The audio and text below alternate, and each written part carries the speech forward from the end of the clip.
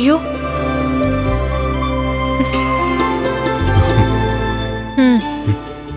തല നന്നായിട്ട് തോർത്തിയില്ലല്ലേ?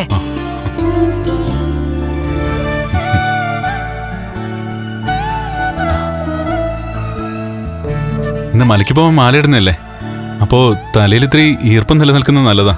അത് പുതിയ കണ്ടെടുത്താണല്ലോ. കണ്ണേട്ടാ, ഇത്തവണ കണ്ണേട്ടന് നടന്നു മല കയറാൻ പറ്റുമോ? അങ്ങനെയുള്ള അതിമോഹമൊന്നും എനിക്കില്ല. തന്റെ കൈപിടിച്ച് നടക്കാൻ കഴിഞ്ഞാ അത്രയും നല്ലത്. വൃശ്ചിക മാസത്തിലെ തൃക്കാർത്തികയിൽ പല അത്ഭുതങ്ങളും സംഭവിക്കുമെന്നാ തോമസ് സാറ് പറഞ്ഞിരിക്കുന്നത്. ഇപ്പൊ തന്നെ വലിയ വലിയ അത്ഭുതങ്ങൾ സംഭവിച്ചു കഴിഞ്ഞല്ലോ. ഇനിയിപ്പോ എല്ലാം സാവകാശം മതി. അതെന്തിനാ സാവകാശമാക്കുന്നേ? തോമസ് സാറ് നമ്മളെക്കാളും ആത്മവിശ്വാസത്തില. പിന്നെ ഈ മണ്ഡലകാലം എന്തോ മൊത്തത്തിലൊരു ധൈര്യം ഉണ്ടാക്കിയിട്ടുണ്ട്. നമ്മളും വൃശ്ചിക മാസവും തമ്മിൽ നല്ല കണക്ഷൻ ഉണ്ട് കണ്ണേട്ടാ. അങ്ങനെ കണക്ഷൻ ഉണ്ടോന്ന് എനിക്കറിയില്ല.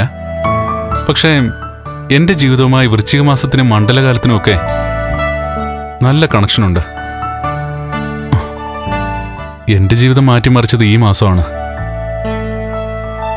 അതൊരു നല്ല മാറ്റം ആയിരുന്നില്ല എന്നൊന്നും പറയണ്ട. നമ്മളെ തമ്മിൽ ഒന്നിപ്പിച്ചത് അയ്യപ്പസ്വാമി തന്നെയാ. അതുകൊണ്ട് ഒരു തൃക്കാർത്തിക ദിവസം എനിക്ക് നഷ്ടപ്പെട്ട ചലനശേഷി വർഷങ്ങൾക്ക് ശേഷം കടന്നു വന്ന ഈ തൃക്കാർത്തികയുടെ അന്ന് തിരിച്ചു കിട്ടുമായിരിക്കുമല്ലേ? അങ്ങനെ തന്നെയാ എന്റെ മനസ്സും പറയുന്നേ. ഏതാണ്ട് അതിലേക്ക് നമ്മൾ എത്തിയല്ലോ. പിന്നെ ചിലപ്പോ മല കയറാനും കണ്ണേട്ടിനും കഴിഞ്ഞേക്കും. അങ്ങനെയെങ്കിൽ മാർക്കോയും ലോപ്പസും അനന്തുവേട്ടനും തുണയായിട്ട് വരുമല്ലോ. ഒരു തളർച്ചയൊക്കെ ഉണ്ടായിക്കഴിഞ്ഞാ താങ്ങിപ്പിടിക്കാൻ അവരൊക്കെ ഉണ്ട്. ഞാൻ പറഞ്ഞല്ലോ, കുട്ടിക്കാലത്ത് അച്ഛന്റെ കൈ പിടിച്ച് പോയതാ. ഏതാണ്ട് 12ാമത്തെ വയസ്സുവരെ ആ പതിവ് തുടർന്നു.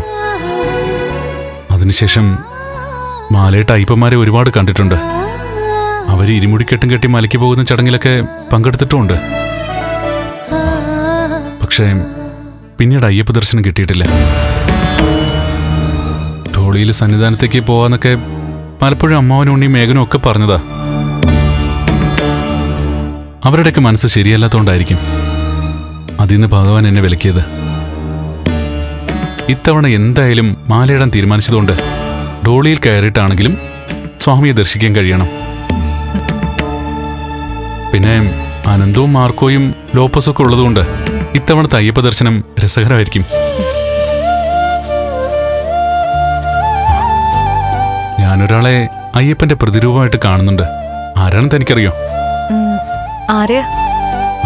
അവനെ തന്നെ, മാർക്കോയെ. ഇത്തവണ കണ്ണേട്ടന് പരസഹായത്തോടെ മല ചവിട്ടേണ്ടി വരില്ല കണ്ണേട്ടാ. ഉള്ളിൽ അടക്കി വെച്ചിരിക്കുന്ന ആഗ്രഹം നടക്കും കണ്ണേട്ടാ.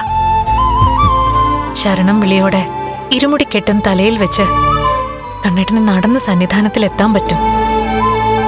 അതിനുവേണ്ടി ഞാൻ വ്രതം എടുത്ത് തുടങ്ങി.